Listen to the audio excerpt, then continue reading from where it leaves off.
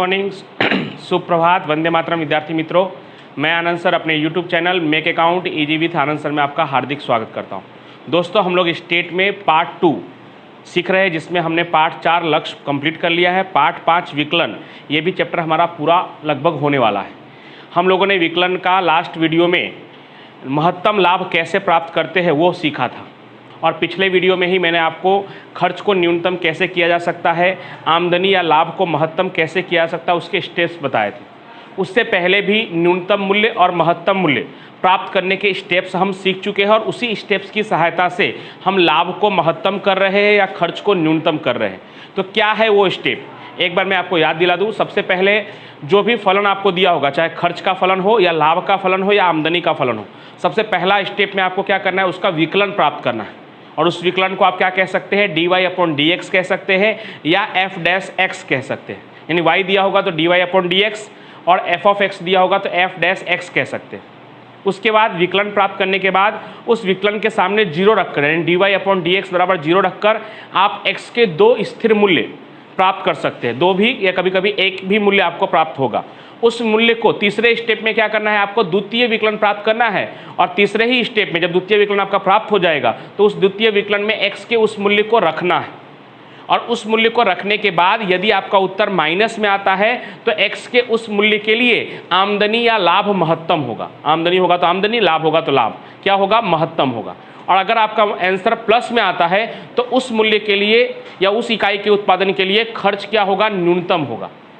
और आपको अगर वो लाभ कितना होगा या आमदनी कितना होगा या खर्च कितना होगा ये जानना है तो x के उस मूल्य को फलन में आपको वापस रखना होगा। तो ये सब हम लास्ट वीडियो में ये स्टेप्स सीख चुके हैं, और लास्ट वीडियो में हमने स्वाध्याय में सेक्शन F का प्रश्न नंबर 4था और 5वां किया था और आपको 6ठा होमवर्क के रूप में दिया था।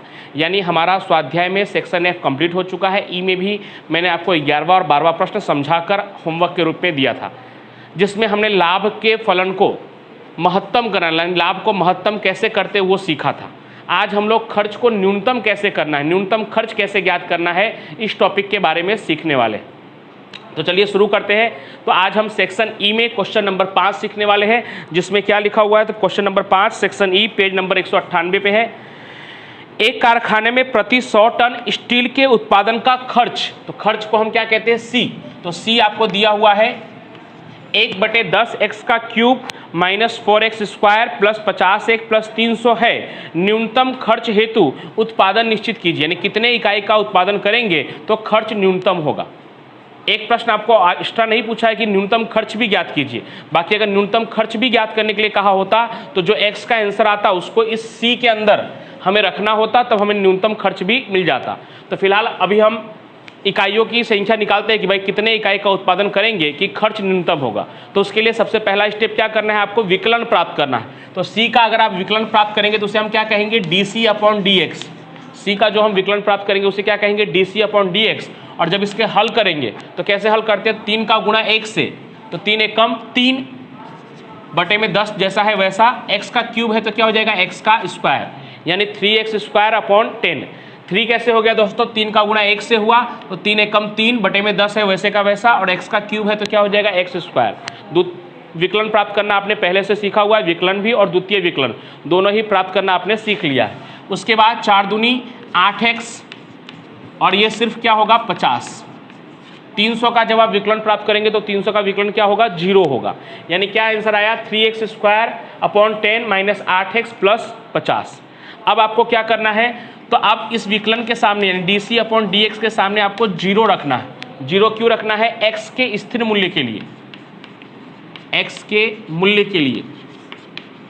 तो चलिए 0 रख देते हैं।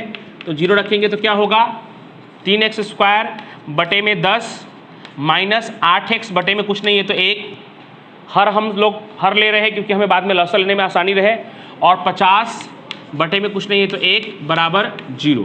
लसा लेंगे दोस्तों तो लसा कितना होगा, 10 लसा होगा, 10 एकम 10 3x², 10 एकम 10 यानी 8 से 10, 8 में 10 का गुणा होगा, 8 10 में 80x, और प्लस 10 एकम 10 50 गुणे 10 करेंगे तो कितना होगा, 500 बराबर क्या होगा, 0। ये 10 उधर जाकर क्या हो जाएगा, 0 ही हो जाएगा। तो क्या बचा, 3x²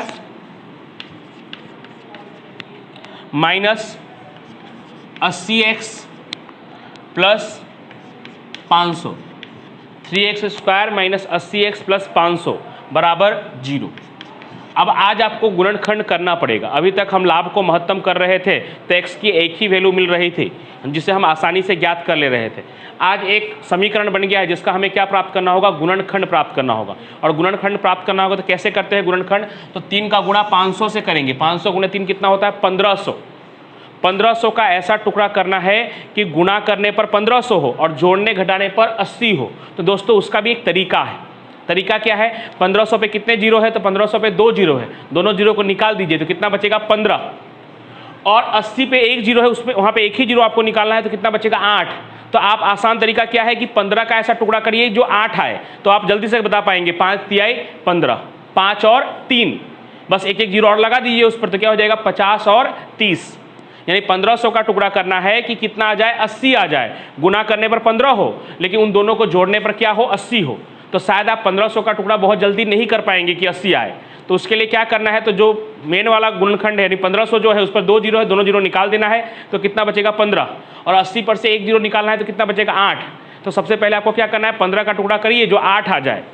तो 5 तिहाई 15, 5 और 3, 5 और 3 को जोड़ेंगे तो 8 भी होगा और 5 में 3 का गुणा करेंगे तो 15 भी होगा। और फिर एक एक जीरो लगा लीजिए, 50 और 30, तो 50 और 30 को जोड़ेंगे तो 80 भी होगा और 50 और 30 का गुणा करेंगे तो 1500 भी होगा। तो हमने टुकड़ा प्राप्त कर लिया 50 और 30, दोनों का चिन्ह माइनस में ही रहेगा क्योंकि हमें यहाँ 80 लाना है, तो माइनस माइनस जुड़कर ही 80 होगा। तो कैसे लिखेंगे, तो 3x² minus 50x minus 30x plus 500 बराबर 0। अब कॉमन लेंगे दो दो का जोड़ी बनाकर, तो यहाँ पे से कुछ भी कॉमन नहीं आएगा तो क्या कॉमन आएगा, सिर्फ x। तो अंदर क्या बचेगा, 3x माइनस 50, 3x माइनस 50। यहाँ से दोस्तों क्या कॉमन आएगा, तो यहाँ से दोस्तों कॉमन आएगा माइनस 10। 10 के पारे में दोनों आ सकते हैं तो माइनस 10 कॉमन आएगा, तो माइनस 10 कॉमन आएगा तो इसकी तरह ही यहाँ पे भी क्या बचेगा, 3x माइनस 50 बराबर 0। तो दो अलग अलग कीमत मिल गया, एक हो गया x माइनस 10 और दूसरा हो गया 3x माइनस 50 बराबर 0। यानी एक हो गया x माइनस 10 बराबर 0 और दूसरा हो गया 3x माइनस 50 बराबर 0। अब x बराबर 10 या 3x बराबर 50, x बराबर 50 बटे में 3, x बराबर 50 बटे में 3। पॉइंट में करने की जरूरत नहीं, ऐसा करके छोड़ देंगे तो भी चलेगा।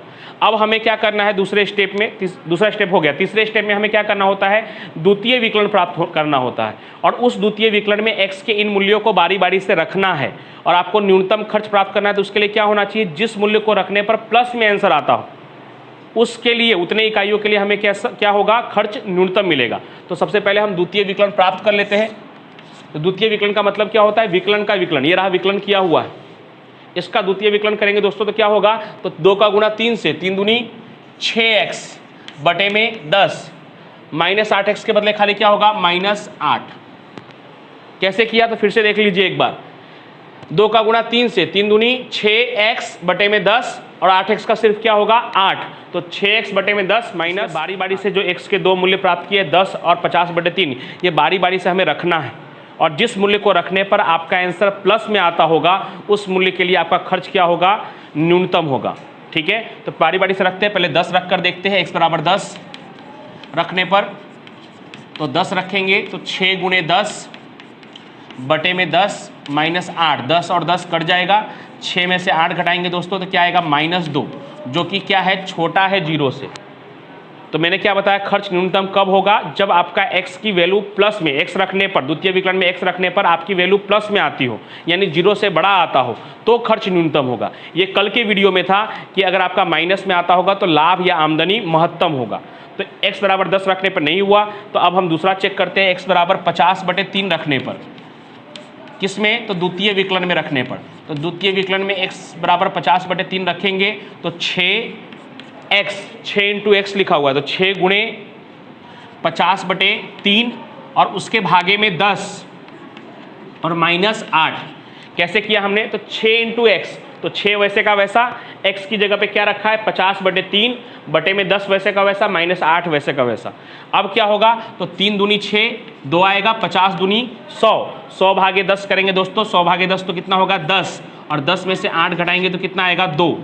किसका 2 आया, प्लस का 2, और प्लस का 2 आया मतलब ये क्या है, 0 से बड़ा है। और हमने प्लस में आएगा, धन में आएगा, तो उसके लिए खर्च क्या होगा, न्यूनतम होगा। तो क्या रखने पर धन में आया था, तो x बराबर 50/3 रखने पर हमारा आंसर प्लस में आया है, धन में आया, तो हम यहाँ लिख सकते हैं कि x बराबर 50/3 इकाई के उत्पादन के लिए, इकाई के उत्पादन से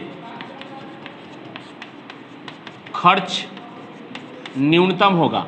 और अगर आपको न्यूनतम खर्च भी निकालने के लिए कहा होता तो आपको क्या करना होता, इसी x की वैल्यू वापस आपको जो c दिया हुआ है इसमें रखना होता। लेकिन आपको सिर्फ क्या पूछा है, कितने इकाई के उत्पादन करने से खर्च न्यूनतम होगा, तो x बराबर 50/3 इकाई के उत्पादन करने से खर्च न्यूनतम होगा। तो ये हमारा सेक्शन ई का प्रश्न नंबर 5 था। इसी तरह से प्रश्न नंबर 6 और 7 में भी आपको खर्च न्यूनतम करना है, तो वो आप इसी की तरह है, वो आप कर सकते हैं। अगर आपको कोई दिक्कत हो तो कमेंट में बताइएगा, तो हो सकेगा तो अगले वीडियो में इसमें से कोई एक प्रश्न मैं आपको करवा दूंगा। अब कल एक लास्ट वीडियो में आपके लिए पार्ट 5 का बनाऊंगा, जिसमें C, D या E में से कुछ छूटे हुए सवाल जो नहीं हुआ है अभी तक, उनके प्रश्नों को उसमें हल करवाऊँगा। और उसके बाद हमारा ये पार्ट 5 विकलन पूरा हो जाएगा। तब तक के लिए थैंक यू सो मच।